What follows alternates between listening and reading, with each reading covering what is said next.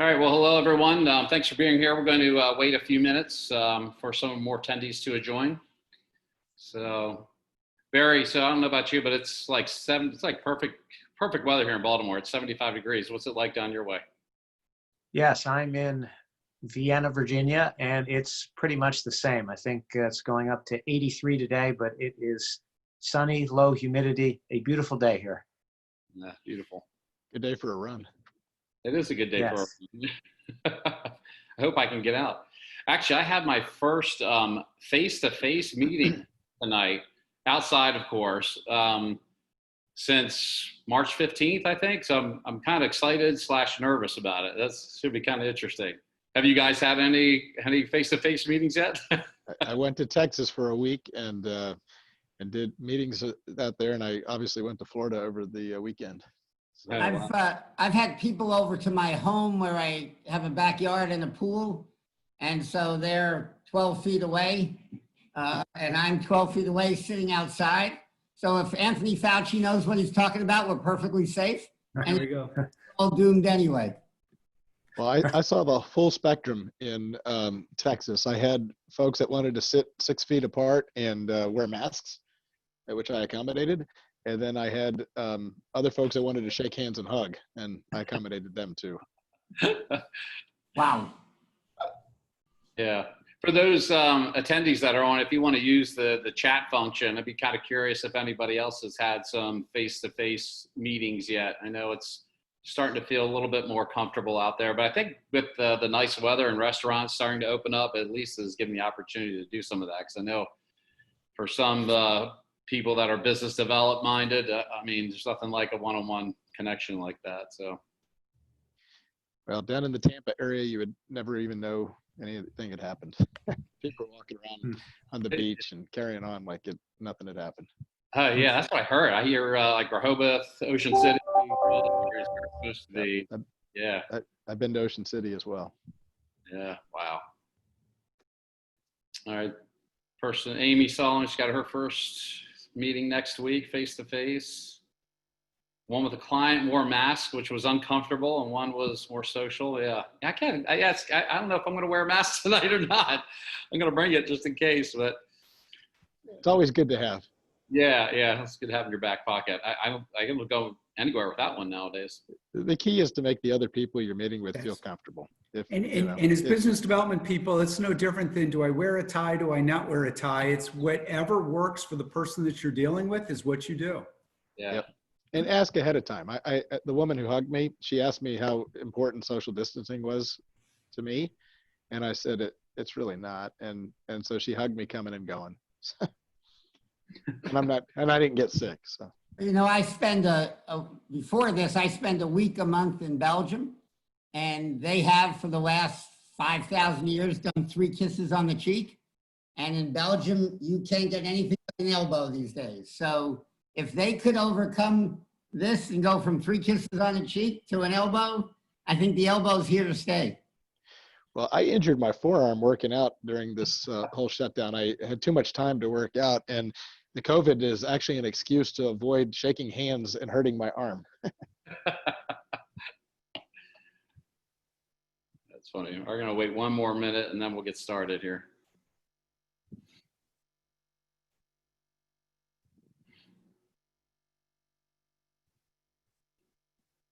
I also think I had this back in January. That's why I'm not so concerned.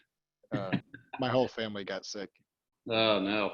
Yeah, but everyone says that, but they're not convinced enough to go actually get an antibody test. I did. I got the antibody test. And technically my antibodies were too low to say that I had it, but then a surgeon friend of mine told me that thing's about 18% accurate. So Terrible. All right, well, we're going to go ahead and get started. So good afternoon, everyone, and welcome to our virtual panel discussion entitled Accelerate Your Growth in a Post-Pandemic Economy. My name is John Dinkel, and I'll be co-moderating this event with my colleague, Barry Toser. This event is sponsored by the Unicorn Group, the premier executive relationship marketing firm in the United States. The Unicorn Group was founded in 2002, and over the past 18 years has provided solutions to complex business development challenges for over 120 clients nationwide. including tech startups, government contractors, mid-sized firms, and Fortune 500 companies. For the next hour, we'll be joined by 4 leading national experts to explore strategies that may help you grow your business. In a moment, my colleague will be sharing the bios of our panelists, but before we begin, just a couple of house-breaking notes. All attendees are on mute. I'm going to ask that you use the chat room feature to post any questions that you have for our panelists, and we'll try to get to as many of those as possible during the Q&A session at the end. And of course, both Barry and I will be co-moderating the event, including the Q&A portion of our program. And lastly, thank you again for attending. We really appreciate you being on today. So now I'm going to turn it over to Barry so you can introduce our panelists. So Barry, it's all yours. All right. Thanks, John. And good afternoon. As John mentioned, I'm Barry Toser with the Unicorn Group, and I'm very excited to be co-moderating today's panel. And I hope you can bear with me because I have this written down. I can't memorize all the bios, so I'll be trying to look up and look down at the same time. We have a very distinguished panel, and I'm looking forward to hearing their comments on our topic. First, I'm going to introduce our 4 panelists. And I have taken the editorial license to condense their bios, as each one of our guests has so many accomplishments that we could fill up half our time by just introducing them. So, in alphabetical order, I will start with Carl Grant. Carl leads Cooley's business development team firm-wide, which assists clients in connecting with sources of angel investment, venture capital, and private equity. As many of you know, Cooley is often listed as the most active global law firm in venture capital. Carl and his team members connect clients with potential management team members, advisors, independent board members, prospective partners, and customers. Carl is known as a super connector in the entrepreneurial ecosystem. Prior to his work at Cooley, Carl served as executive director, technology industry for PricewaterhouseCoopers. Also, Carl is currently chairman of the Frederick Innovative Technology Center, a venture partner with Iron Gate Capital Advisors, and he's on the advisory boards of many companies. Carl is a past winner of the Northern Virginia Technology Council Hot Ticket Friend of the Entrepreneur Award. And some of you may know Carl as the chairman of the board and president of the High Tech Prayer Breakfast DC Metro, which hosts an annual event attended by about 800 people. Welcome, Carl. Hey there, Thank Carl. you. It'll be a virtual event this year. Yes, I guess so. Next, I would like to introduce Howard Gutman. Howard is the former United States ambassador to Belgium, having served in the Obama administration from 2009 to 2013. At the time, he was dubbed by one Belgian newspaper as the most popular ambassador ever in Belgium. And he is the second longest serving United States ambassador to Belgium in the past 35 years. Currently, Ambassador Gutman is the managing partner of the Gutman Group, through which he runs a board, consulting, advisory, project finance, venture capital, and speech practice. Clients of the Gutman Group range from giant energy, industrial, logistics, entertainment, chemical, financial, and advisory firms, to family offices and startups, and stretch across the United States, Europe, Asia, and the Middle East. He also serves on boards and as a consultant for a variety of public and privately held companies and concerns. Ambassador Gutman previously was a senior partner with Williams & Connolly and was twice voted as one of Washington's top lawyers by Washingtonian Magazine and selected to numerous super lawyers and similar attorney awards lists. Good afternoon, Ambassador Gutman. It's a pleasure to be here. Thanks so much, Barry. You're welcome. Thank you. Our next panelist is Chris Helmrath. Chris is the managing director at SC&H Capital, with experience spanning various industries, including healthcare, federal government contracting, informational technology, manufacturing, distribution, and business services. Chris's transactional advisory service engagements have reached over $8 billion in aggregate. He has a track record of helping owners, boards of directors, and management teams increase shareholder value. Chris was named a top advisor by Smart CEO magazine, and he also received the Johns Hopkins University Alumni Association Excellence in Teaching Award for his work as a professor at the university's business school. Chris is a regular contributor to the Baltimore Business Journal and the Washington Business Journal, as well as several national publications, including The Deal. He is also a speaker to national and regional industry groups on issues affecting corporate finance, strategic planning, M&A, capital markets, and business valuation. Thanks for joining us, Chris. Thanks for having me, Barry. You're welcome. And finally, our fourth panelist is Tien Wong. Tien is chairman of Opus 8 Inc., a private investment, strategic advisory, and conference management firm based in the DC area. Opus 8 provides strategy and fundraising advice to technology companies and investors. Tien is also chairman and CEO of Tech 2000, a Herndon-based world leader in technology training, mobile virtual education, and mobile content management software. The company leverages its patented mobility technology to create products and solutions for organizations, including Fortune 100, federal government, nonprofit, and SMB clients around the world. And he's also chairman of Lore Systems, a Silver Spring-based provider of enterprise networking engineering and cloud computing services to enterprise, government, and SMB markets. And of course, many of you know Tien is the founder and host of the Connectpreneur Forum, a community of over 12,000 CEOs, investors, entrepreneurs, VCs, angels, and business leaders in the Mid-Atlantic region. Connectpreneur has held 47 tech and investment events, all of them sellouts. Hello, Tien. Barry, thanks for having me. Sure, you're welcome. Thank you. Okay, well, I think you can tell we have a great group of panelists here today. And now let's get started with our questions. I think as John mentioned earlier too, if you do have some questions that pop into your mind, please use the chat feature. You could send those questions along and we'll try to get to some of them later on.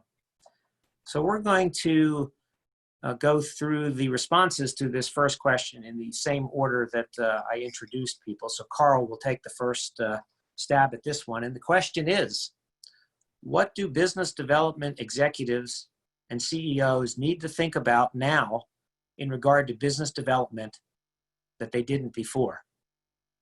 All right, Well, kick things off, please, Carl.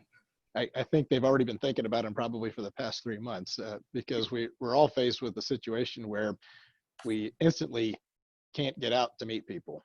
We're stuck in our houses. And when you do business development or you're leading a company, that presents a challenge in that you can't meet people in the normal way that you typically would meet people, by going to conferences, by going to lunch, by going to networking events. And so the challenge is, how do you meet the people you want to meet to advance your business? And this event is a perfect example of the type of thing that you might do, and how to utilize these events. So I've attended many online events since this started, and became very adept very early on at how to network with people. So you go into the participants, you look through and see who's participating. Certainly you get in the chat like I just did, and you share your LinkedIn profile as well as your email address and how you like to be contacted. And you can make some meaningful relationships, as I've done during this. And so as a CEO, for example, if you're trying to raise money for your company and you don't already know your investors, that's a challenge. And so getting to know somebody like myself or Tien or Chris, who know a lot of these investors can behoove you. And so I've gotten to know a lot of CEOs during this time that have leveraged my network and have been successful in getting in front of investors. Great, thank you. Ambassador Gutman, what would you like to add to that? Barry, I focus a lot more on the substance than the procedural differences. We have never seen a greater period of chaos and change. So my thought is that the most, and what I urge everyone, and I work with lots of companies on this now, is the key is to understand the chaos and change. That presents challenges and opportunities. There are going to be winners who weren't at the front of the pack before, but meet the new normal far better. And there are going to be losers because they didn't respond to the new normal. And even more importantly, to not only understand and respond to the new normal, but to create the new normal. And so if you just think across the board, hotel chains are going to survive this. What movie theater chains are going to survive this? What restaurants are going to survive it? What law firms are going to survive it? There are some for whom the greatest day will be the day it hit because they responded better and they understood the new normal. So a few things on that. One, many are doing I advise one of the largest movie theater chains, every single movie theater chain, and I have fought with NATO, the National Association of Theater Owners. Their response has been put their head in the sand and hope it goes away. And my sense is that is a doomed philosophy. So if you got there, came out with blueprints for what needed to be done, but the hope it goes away, we are changed forever. If you don't believe that, we haven't had a plane hijacking in 20 years since 2001, but we still have to get to the airports 2 hours in advance. And if we ever didn't go through that security, we wouldn't get on that plane. It's because we got changed in 2001, never to go back. And that's where we are now. I'll stop to give the others a chance to talk, and maybe we can elaborate as we go along. No, that's great. That's great insight. Chris, how about your perspective? You're muted. On mute. I'm going to take it a little bit differently. Whatever business you are in, you produced or provided a service pre-COVID that people wanted.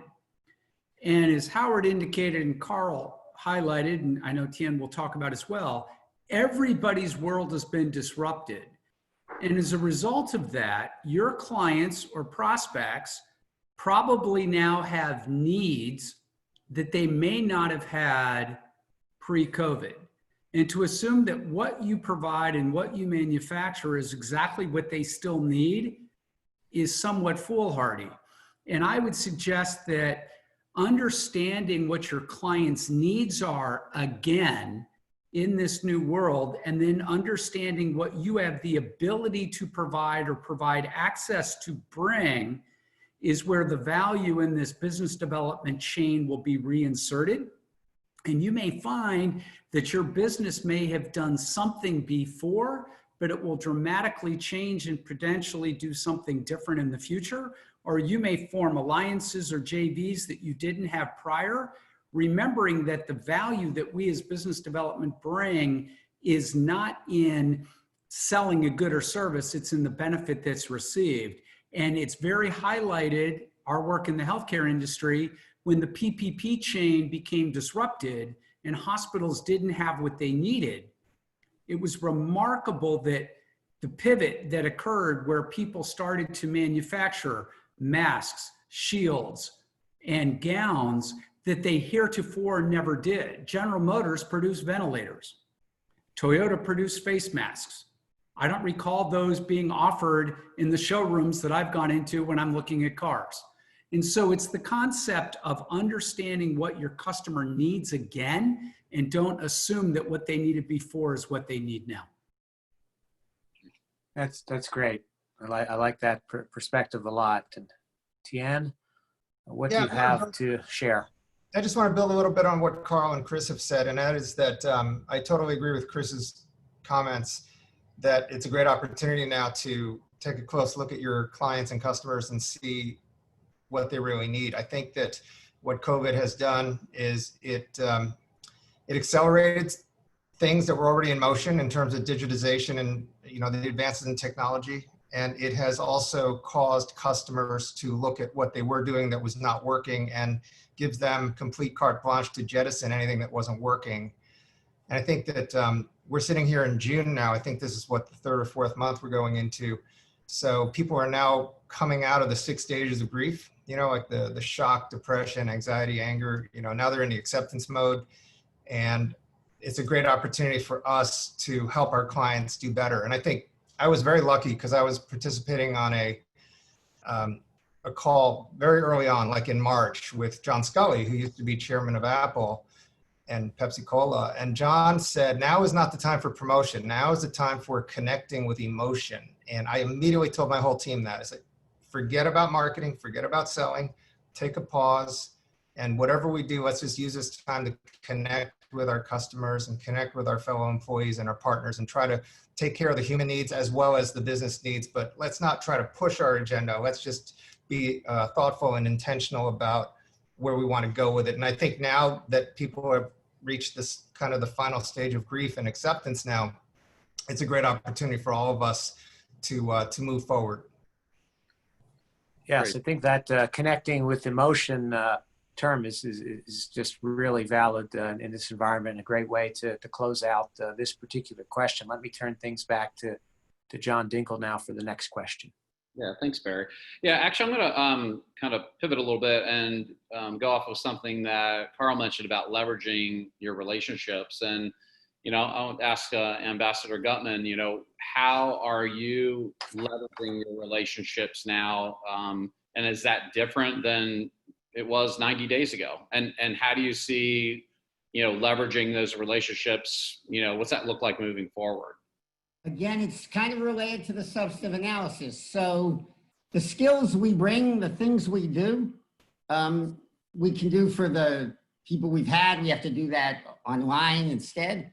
But there are now new players up and down who didn't need us before, and in some cases didn't exist before, who are a product of this. So we've started advising a Canadian pharma company that had no interest in the United States before and is now in human trials to be part of the cocktail, to be part of the cure for the disease. I'm working a lot of my time for the symptom sense gateways by some technologies. That didn't exist.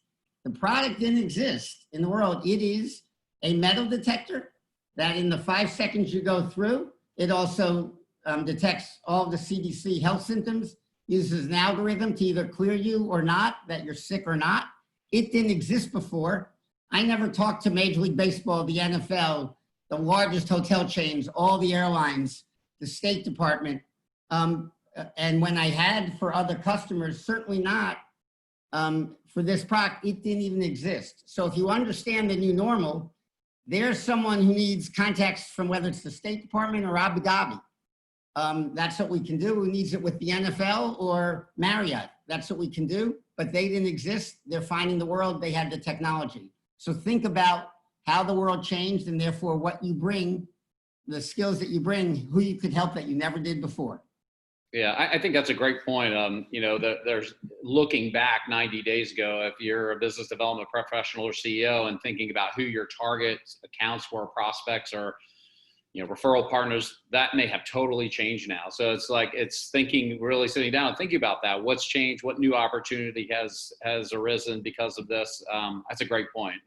Chris, could you comment on that? Yeah, and exactly, off of exactly what Howard said, if you're going to be a value add to your clients and your prospects, you've got to first think, again, what they need. Who can you get to know that can be at the same level of drive of value that you bring? Howard highlighted it. If you can bring something of value to somebody that didn't have it before, and it enables you to learn something and make that connectivity, we're all learning that these little screens now are great. We all knew about them before, but none of us liked it.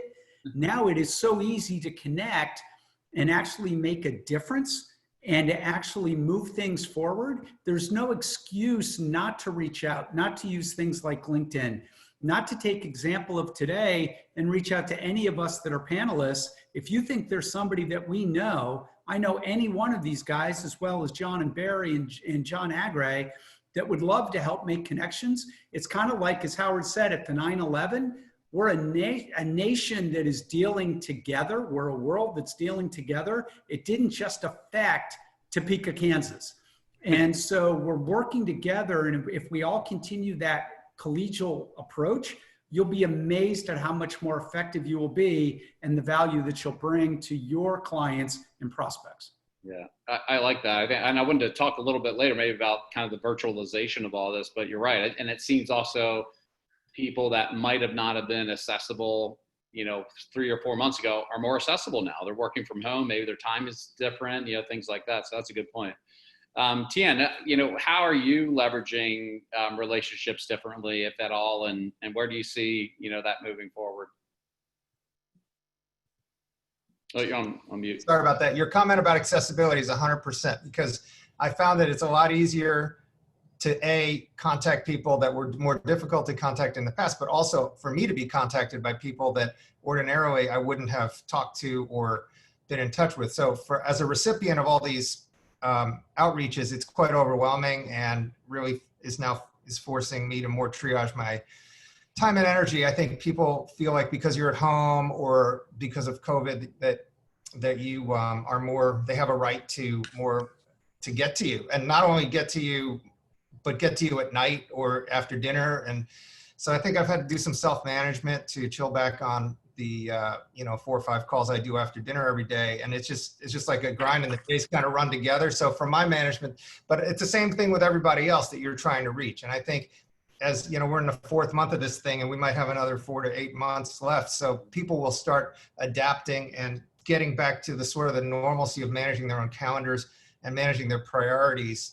So, but yeah, I mean, people are definitely more accessible. I don't know how long that's going to be, by the way. That could disappear in 8 months. I mean, because people are going to start saying, wait a minute, The other thing is I stopped doing as many Zoom calls. I was doing like 10 to 12 Zoom calls a day. So now I'm down to like 8 a day, but I started doing more phone calls because I think there is something called Zoom burnout. I think you've been reading about it for the last 5-6 weeks. It's a real thing. And I think people are always trying to be on and dressed and I got to wear a collared shirt and whatever else, on a phone, they can't see you. So you don't have to sit up straight and whatever. You can be a little more relaxed. You can go outside, sit in the sun, or in Carl's case, sit by the beach and hang out. But, and still get the job done. But anyway, I don't know if I'm not answering your question at all. I was just. No, it's good.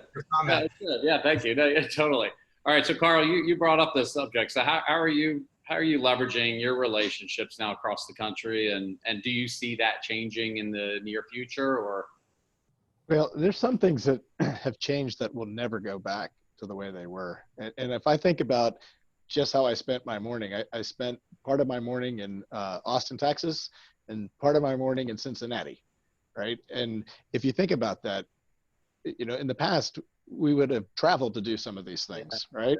And now it doesn't really matter where people are because they're inside my computer, just like you guys are. I don't even know where any of you are. You may be outside of the U.S. and kind of the real aha moment for me was when I attended a Techstars demo day in the UAE, and I met a company from Singapore at that demo day, and I was able to connect with that entrepreneur and then introduce him to our partners in Singapore, and we got a client out of that. And if you think about the amount of travel and time and expense that would go into developing a relationship like that in the past, I can't ever see going back to doing things like that, right? And so we managed to pivot an event that we have done for the past 17 years. It's a capital call event, and we pivoted to be online, and then we made it national. Actually, we made it international, and we put on 2 of those since the shutdown.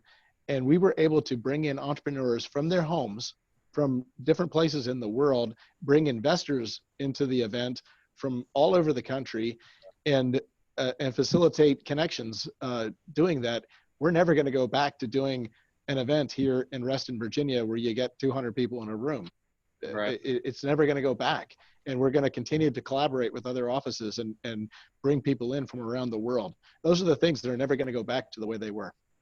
So would you say virtualization is permanently changing the way you're leveraging relationships? Yeah, well, we were forced to do things differently in this environment, just like we're having this event right now, right? I mean, we wouldn't have done this in the past. Now this is the new normal. And I think you're going to see more of this. And I think you're probably going to see some hybrid events where people will be comfortable attending virtually. Some people aren't going to be comfortable going into crowds at all. It's really an interesting phenomenon. I mean, there's some people who are totally comfortable going right back to the way things were and shaking hands, but there's others who don't want to do this at all. And I think we're going to have to learn how to accommodate both types of people. Yeah, I think so too. That's great. Thank you. Barry, would you like to ask the next question? Sure. And I'd like to drill down a little bit further into our core topic area, which is accelerating business development. I think we've covered this some already, but I'm curious to hear from each of the panelists about any other new tactics that they've been using to get in front of decision makers, and other things that you might be doing a little bit differently that you might not have mentioned yet. And let's start this one off with Chris. Barry, I'm actually going to go the converse of that. What I'm going to highlight are some things that I'm seeing that I don't think you should do. And, Okay, and I fair think enough. back to Carl's point, that company in Singapore, if he didn't understand what they needed, his team in Singapore may not have been the right fit. And I think often because it's virtual, I'll get notes that'll say, hi, my name is, I want to connect with you and figure out ways we can work together. Well, what do you do and what is it I do that you think we should be able to do together? Versus where I've had people reach out to me, and one of the people might even be on the call today, Karen Brown in Denver reached out to me and said, this is what my business is. This is what I do that's different. Would you be willing to have a discussion with me? And I was enamored by that because it was something that was different. And I thought that, yes, some of my clients very well may need what she has. And we've actually had multiple calls together where we've talked about philosophy and approach.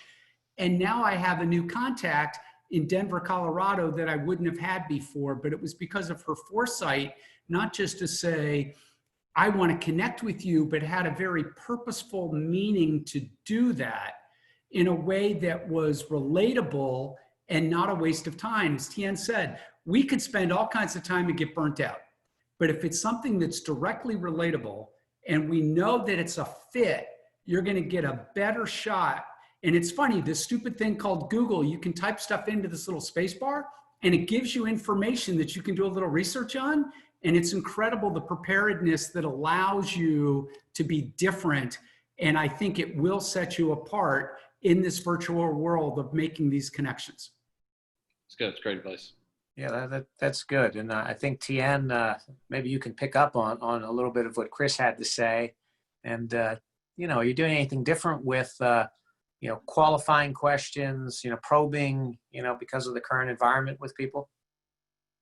Yeah, so I think that the big thing for us is trying to convince our investors and our sponsors and attendees that why virtual is better than in real life, or how it's different in real life.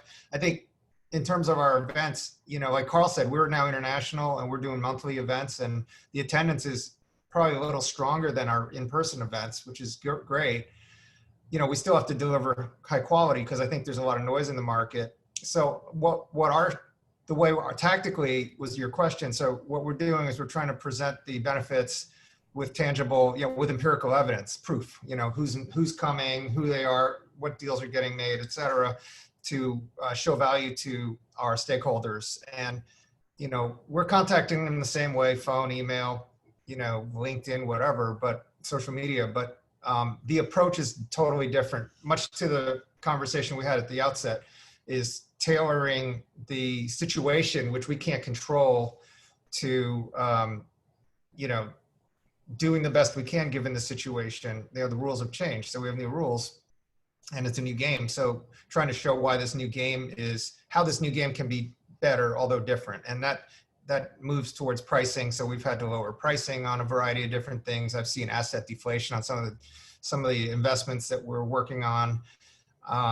But that's the reality of the broader market as well. So I think it's really the same old thing, which is, you know, the best tactic is finding your customer's pain point and delivering it to them in spades. So however, and that's a very general comment for anyone in any industry. So that's what we're focused on, is trying to find out, you know, what we're doing that matches with our customers or our prospects' extreme pain. Yeah, that's good. That's really good info. And I want to segue over to Carl, who's already hit upon this a bit with this, you know, concept that now, Carl, you can be anywhere, you are everywhere instantly, even, you know, more so than before, and certainly Cooley, you know, spans the globe. What have you talked about internally with, you know, changing up some of your, you know, tactics to really make sure that you can, you know, get into new prospects and develop them like you used to? The same, differently? What do you think? I can tell you a funny story. When Texas reopened, I went to Texas I own a a home in Texas. And so I went out there to enjoy the reopening of a state, and actually drove all the way to Texas, believe it or not. And when I submitted my expense report, it wasn't even, it was under $1,000 for the whole thing. I got a phone call from, management, like, what the heck? And they said, and so I think companies have gotten kind of spoiled in that, here I work for a $1.3 billion annual company, and we've had a record quarter, actually. And if you think about the profitability of this quarter, we've had zero, minus my trip to Austin, we've had zero travel expenses. Except for a few phone bills, there have been no expenses. And so I think we're going to have to think going forward, how much of this can we do without going places, without spending money? A Zoom call is a really cheap way of doing a business meeting. It's a lot cheaper than flying to another state and sitting down and having lunch and expensing that. So I think we're going to have to just look forward and think about, how we spend our time and how we spend it more efficiently. Right. I think you're right. Everybody on this phone, certainly the people working for larger companies, are examining, how we'll move forward, eventually. I look at the amount of travel that I was doing before. I haven't traveled at all, and still getting things done. And if people can come up with successful models to still get things done and hit their objectives, with spending a lot less, that certainly can become a model for the future. If we look at the international view, I'd say that Ambassador Gutman has the best perspective on that. So with what you've just heard all the other panelists mention, Ambassador, what do you think, things will be looking like, for tactics with, making business development happen on an international basis? Well, let me turn to that, but let me follow a little bit up on what the others said, which the most important lesson I've learned probably about life, and certainly about business development and consulting, is that when you're being chased by a bull, you don't have to run faster than the bull, just faster than the guy next to you. And that is the motto that I always follow, and it's never more important than in a post-COVID world, because if you're doing this well, if you're doing it right, you are convincing people who didn't know they needed you that they need you. Because you see a little further down the road, you have the better connection, the better strategy, the better plan. And now you've got people in change and desperation. So again, and it may be a longer sales cycle. For example, if I'm right, I've talked to a lot of people who are basically hoping, please go away, let this go away, and then everything will be fine. I'll have packed movie theaters, I'll have packed hotels, I'll have packed restaurants. But they have the ideas for how to take the lead in their industry, because we've now talked once, twice, 3 times without ever being hired. And then, as you're right, that's usually what happens. They say, that guy had it right, and then come back and hire you. It's a longer sales cycle, but you've just got to run faster than the guy next to you with regard to what the normal looks like and creating the new normal. And that is true worldwide. The difference we have is we have our hands tied behind our backs sitting here, because today, for example, Europe is open. You can go in the Schengen zone, you can cross lines. Belgium is down to 14 new hospitalizations a day. That means a Belgian hospital sees a case once every 2 weeks. So they are open. We've got 29 states where they've never had it worse than yesterday. So we're not getting into Europe. We're not, but use what you got. So now I've explained to them that the new normal hasn't left. Just take a look at Arizona. And so you might be in Ghent or in Antwerp or in Brussels or in Italy. Italy believes the virus is morphed and it's just not that threatening anymore. Just wait and see. But in October, in November, there's going to be another chaos opportunity for everyone to help steer the new normal, and everyone get a piece of doing that. Okay, that's great. Thank you. Let me turn it back over to John for the next question. Yeah, I just want to get a little bit more even granular and talk about a specific tactic that we that all of us use, and that's referrals, and that's a big part of everyone's business. And Tien, how has your referral strategy changed? And would you mind giving us, a couple tips on how you use referrals and the best methodology that you use? I think, we have to respect the fact that people are really busy, and even though their accessibility has increased, so has, and we feel that ourselves, we want to be mindful of that when we're making referrals. But I think where our activity for referrals it's just like business as usual. And the reason is because when we have somebody in our community needs something, it's not a hot lead, but it's a fairly good request, and we'll go ahead and help them out by making the intro. We work with over 450 early stage companies in our community, and they have all kinds of different needs, so we're constantly helping them. So, it's not that part of our business hasn't changed at all. COVID, pre-COVID, post-COVID, it's going to be the same. I think it'll just, people have continual needs, and, we just act as a resource to help them out.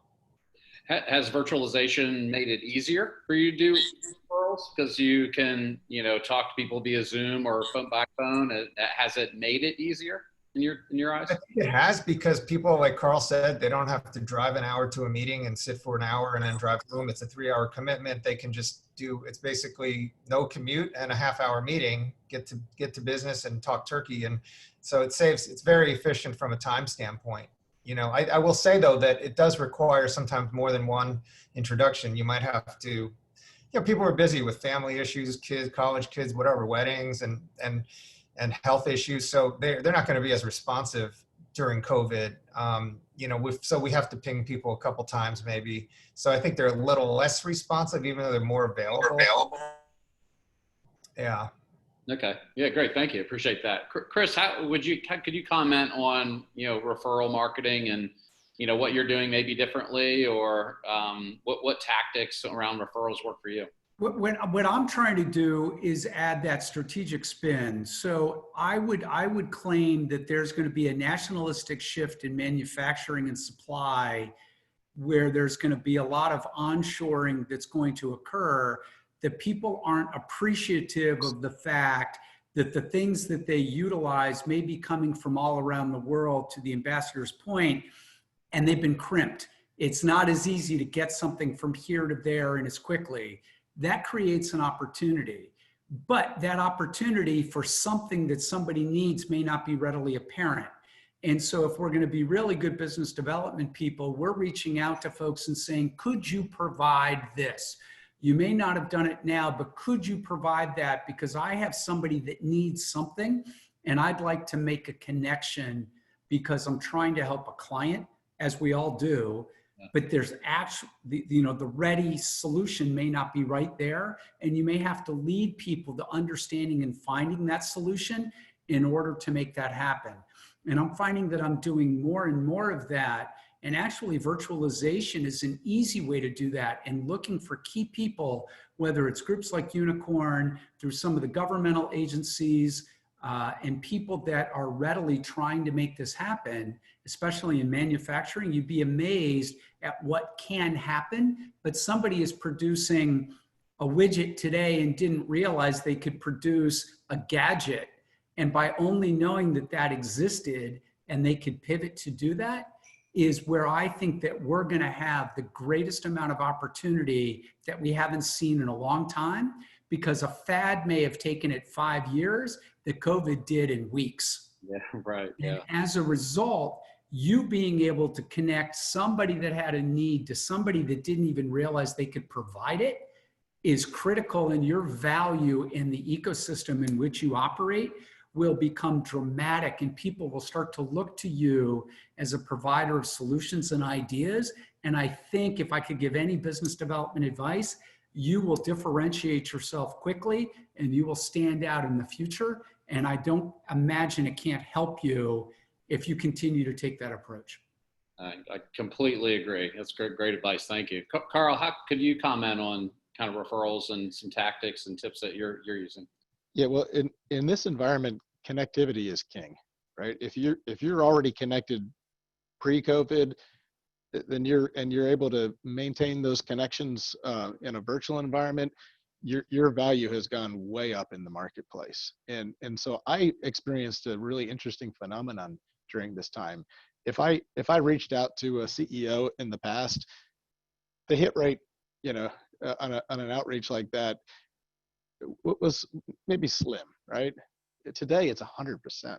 Yeah. If I am introduced to somebody or reach out to somebody and I let them know my value proposition and that I lead a team that's connected to everybody that they need to know, there's nobody who doesn't want to take a meeting. And so I've had to be very, very selective as to who I offer to take those meetings with, because it creates a lot of work for me. It's great. I mean, it drives new business for the firm, but it can be overwhelming. And so my work days have gotten longer. My wife is complaining that the only time I'm not working is when I'm working out, which is not good for the relationship. She's probably happy that I'm sitting here in my office today and I'm not at home. Doing the normal schedule, because when I go home after doing this today, I'm going to be at home. I'm not going to be at work. Yeah, that's great. Thank you. And Ambassador Gutman, could you talk a little bit about referrals and the importance right now and into the future, and maybe a tip or two for our audience? The key to referrals is how people think of you and how you're defining yourself. And that has to change as the world is changing now. So for the longest time, I've handled cross-border problems. My group has handled cross-border problems, whether it's between Europe, the Middle East, Asia, or the States. The first question everyone asks is, do you know that the task force? And the second one is, how close are you to Andrew Cuomo? Cross-border today means between Phil Murphy in New Jersey and Andrew Cuomo in New York, because if it, it's not New York. If it works there, it works anywhere, and that's where all the solutions are. And so whether you can reach someone in Turkey, and is kind of less important right now. And so if you're a Canadian pharma company and you got approval in Belgium and the FDA and now reach out to hospitals, that's important as opposed to what you might do. Or if you're, have a product that never existed and you've got to educate people who they are, that's a much different kind of assignment. It's the same skills, public relations, it's strategy, it's who you know, but it's redefining, and therefore redefining who you are to get those referrals. I know a guy who can help you with this because he does blank or he knows X. Much different than they would have introduced me a year ago. Yeah. Yeah, I think the big kind of buzzword has been for a little while now, that I guess, is building your personal brand, and doing that by giving referrals and being a thought leader for people is a great way to do that. So yeah, so thanks for that feedback. Barry, I know we're close to running out of time. I know we wanted to do a little bit of Q&A, but wanted to see if you wanted to do one last question before we turn it over. You're on mute.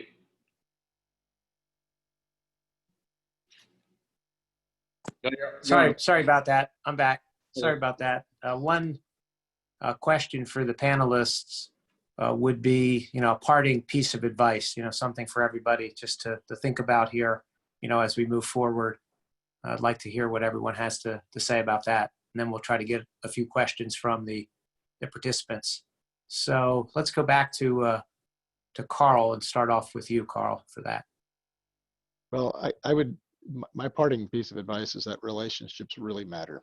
And so as you get the chance to go back out and meet with people again, and nurture relationships, just remember how important these relationships are. And I'm going to give you an example. My son graduated from college virtually. He got commissioned virtually. And I'd hate to be a college kid graduating and trying to find a job in this environment. And he's down in Florida. I was helping a CEO of a company down there who was trying to raise some capital. And I didn't realize it at the time, but this CEO I was helping was in the healthcare space and had a business that was flourishing in this environment. My son was able to get an introduction through me, was able to interview virtually, and was able to accept a job and get a paycheck without ever having met the people physically in the company. And so that's an example of how relationships matter. And so as you get to know people, you never know. They could be hiring your kid one day, and just, just take them all very seriously and nurture them, and do well by everybody you meet. Great advice. That's good. Tien, what are you thinking? I love that advice, Carl. I tell my young proteges, your network is your net worth, and I think it's important advice, especially for young people that are starting out, because that's really a differentiator. And it's having your network, you're building social capital that's portable, it's permanent, it's yours, it can't be taken away from you. And like you just illustrated, can pay tremendous dividends. And my advice would be, just because I think there's a lot of noise in the market. We're seeing lots of, things like this, webinars, and people are getting pounded on emails.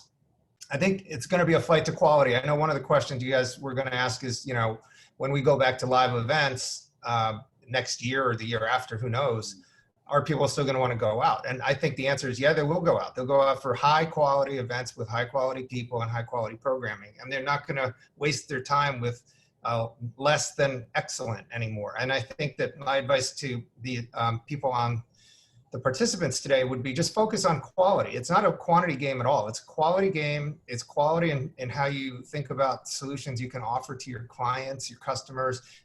Chris, you mentioned thinking strategically. I think it's critical, because that's how you separate yourself from the commodity buyers. And to the ambassador's point about outrunning the guy next to you, absolutely correct. You don't have to be number one in line, and it's fine to finish in the top 10 when there's hundreds behind you. You can still grab a lot of share, because I think there's so much uncertainty in the marketplace. If you have the ability to be flexible and creative, you can make your own luck, But I think if you stay true to your core of delivering quality service and having quality interactions with everybody, you can't go wrong. So that would be my advice. Awesome. It's great advice. Thanks, Tien. Yeah, that is really good. I guess we've got 2 more pieces of advice, and then we'll go from there. So, Ambassador Gutman, what's your one piece of advice? I would say, don't underestimate the seriousness, length, and breadth of the change we're in, and therefore continue to think about it. We knew what was the world when we stayed in, but what's the world when retail's gotten hit this much and it goes into the real estate market? So next year, where that's going to be. What does it mean for private equity if the markets ultimately can't handle this, begin to collapse, and people want someone managing individual investments? What's it going to mean if movie theaters are making more money on drive-ins than they are on big metroplexes, when they designed everything to be blockbuster metroplexes, putting lots of people in? What's it mean for Madison Square Garden? And as you think it through, you know what you should be doing next April. You should know what you should be looking at 2 Aprils from now. And then you should tell other people what they should be doing, and they should pay you to get them there. Very good. Chris, you want to close us out with your Sure. one piece of advice? I can't help but be a professor for a minute, having done it for so long. Read. Educate yourself. Daniel Kahneman wrote a book, Thinking Fast and Slow, as a psychologist, that won him the Nobel Prize in economics, and I believe it was 2012. Think about that, a psychologist winning an economics prize. And one of the key pieces he talked about is, what you see is all there is. So many people only know what they know. And if you can be somebody that opens the eyes to what is possible and help people to realize what could be there, to the ambassador's point, people that believe that this is all going to go away because the vaccine's coming along and it's going to happen tomorrow are foolhardy. And unfortunately, if you can be that value provider in the chain that you deal in and help people to think differently, you will win. And it's, Tien talked about it, Carl talked about it, we all have. Build your brand, think about what you want to be known as, and be a provider. Being helpful is selfish. If you really stop and think about it, so oftentimes you go to these events, everybody's handing out a business card. Flip it around. Help people to know things that they wouldn't have known if they had connected with you. that they will come back and ask you a question in the future, and that will continue to drive. So just realize that we're all in change together. Nobody has the answer. And the people that believe that they do are foolish, absolutely foolish, because the scientists don't know, the economists don't know, we're all guessing. So be a part of the solution, don't be a part of the problem, and try to help people as best you can by sharing your advice and your time. And trust me, it will come back to you.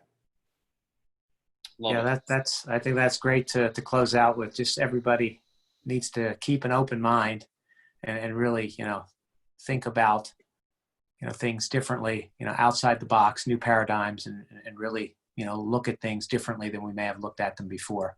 Yeah, John, do you have some closing thoughts or some questions that you want to throw out here? Just like to turn it over to the audience to see if there's any. I do have one question from the audience to the panel. Do you prefer making phone calls or requesting connection on LinkedIn? I'll start with Ambassador Gutman.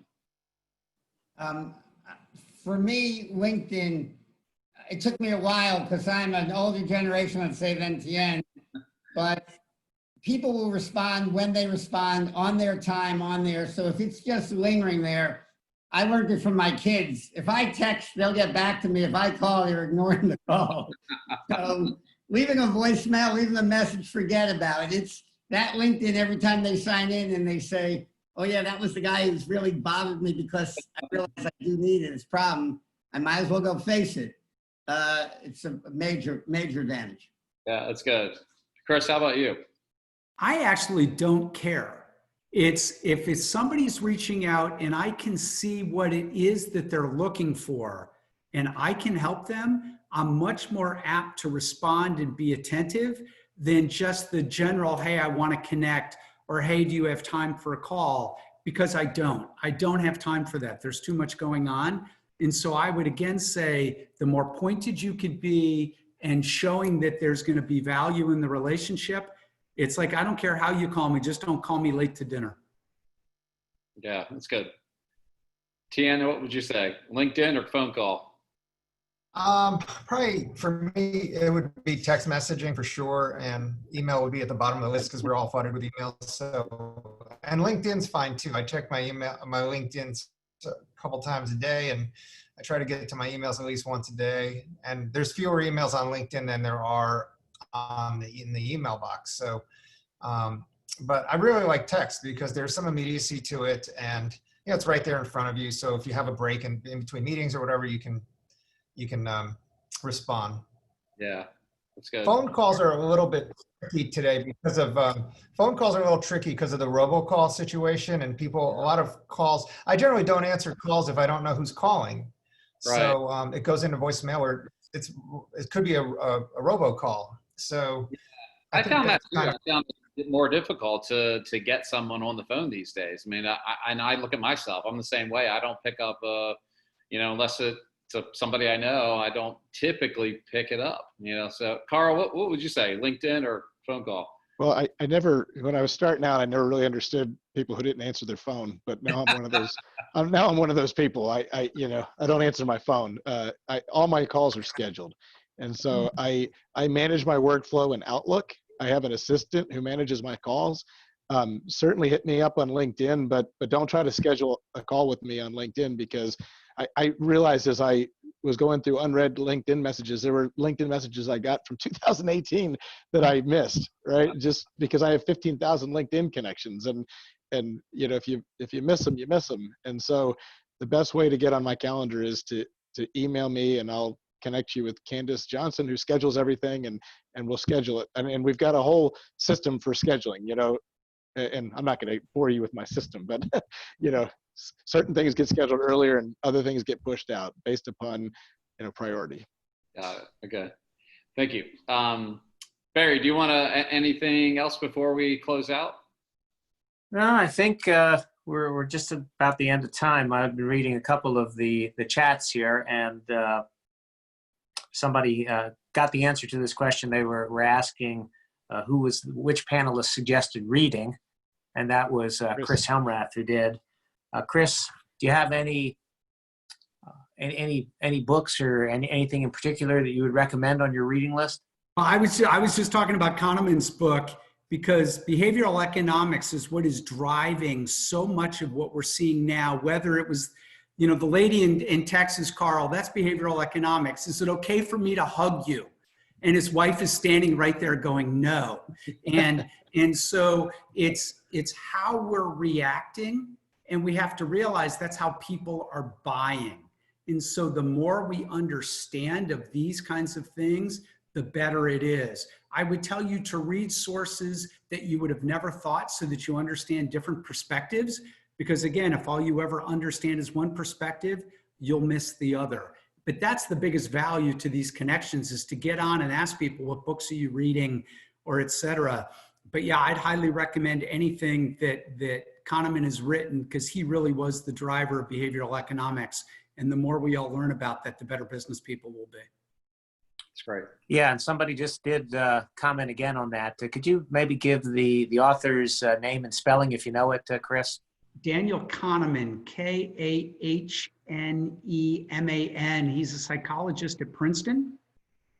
He won the Nobel Prize in Economics in 2012, and I believe the title is Thinking Fast and Slow. And he talks about the two ways that our minds think, and we immediately go to thinking very fast, and it's the analytical side that goes very slow. And if you don't get to the second part, you really miss the bigger picture. That is the number one book I'd be recommending to everybody right now. Great. Great, thank you.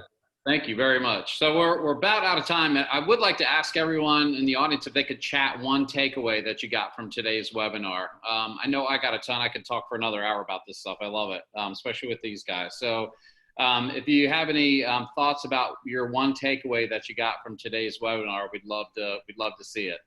And while you're doing that, I wanted to thank our panelists today for lending their knowledge and wisdom. It's awesome to see all of you, and thank you so much for being here. I know you're all very busy, so we really appreciate your time, and thank you. Also want to thank the audience for participating. It was great. Now some of the stuff are coming in. Somebody just bought the book. Life has permanently changed, similar to post 9/11, referral strategies and behavioral economics, offering something of value when reaching out.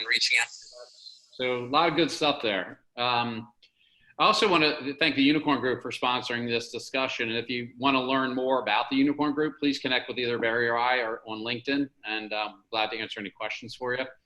And lastly, we'll keep the webinar open for another 15 minutes. If you have any questions or just want to chat and network amongst yourselves, I won't hold the panelists to that. I know they are very busy and have to roll, but I want to thank everyone and really appreciate you being here. And thanks for me too. Thanks to everyone. That's been Thank you fun. guys Are you going to open up so people can talk too? What's that? I'm sorry. Are you going to open it up so people Thanks so can much. talk on the video? Let's see here. All right, so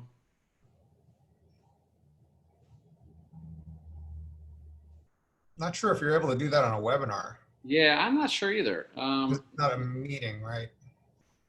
Yeah. Is this a webinar? It is a webinar, right? A Zoom webinar? Yes. Yeah. So it's just Q&A and chat and such. Yeah. I don't see anywhere where I can kind of open it up to everybody. I can make somebody a host, but. Or can Oh, you have to make everybody a panelist is what you have to do. Oh, Make- yeah. Yeah, I mean, you could do that. I think I have to do it. Let me check here. John, I have somebody I can refer you to that can help you. Who's that? Probably, Hey, this is my probably first, everybody else in the world but you. Hey, this is my first technical host, so I'm learning this. Yeah, I've done a bunch of these and moderated and been on panels and stuff, but I've never actually technically hosted one on Zoom. So this is a new experience for me. You did a good job. Thanks, Ed. I was a little nervous about it at first. Yeah, Zoom is our client. I should have bought stock. Oh my God, yeah. Really? Let's see if there's any other questions here. finding success and partnering with young innovators. Do you guys think, I know we'll wrap up, but like, just out of curiosity, networking events, do you think they'll come back in the fall? Do you think a lot of people, I'm talking to a lot of the media, because that's been my background, and a lot of them are switching to virtual events, but a lot of them are trying to start events in September and October. Do you think what do you think? What's your sense of that with talking to people? Well, there's certain events that just don't work in an environment like this. And I think of South by Southwest. Yep. Like, you cannot recreate the magic that is South by Southwest in a Zoom box on your computer. You can't go off and experience Austin, Texas and have a virtual beer with somebody. It just doesn't work. Yeah. Yeah, I've tried the virtual happy hours, and I seem to be the only one that comes with a beer. I mean, like, everybody else is like in there, all, tightened up and stuff. So. Yeah, I had to make a fake beer. I made some tea and made it look like a beer because I was going to work out, and I can't drink beer and then go work out. So I did a faux beer. Everybody thought I was drinking with them, but I wasn't. That's pretty funny. All right, well, let's, I guess we'll go ahead and wrap up. I don't have any other questions. Thanks, guys. Yeah, thanks a lot, you guys. Thanks, Chris. Great to see everyone. Thanks, everyone. Take Thank care. you. Be safe out there. Have a great one. Thanks to the audience, too. Thank you very much. Bye-bye. Bye. Bye.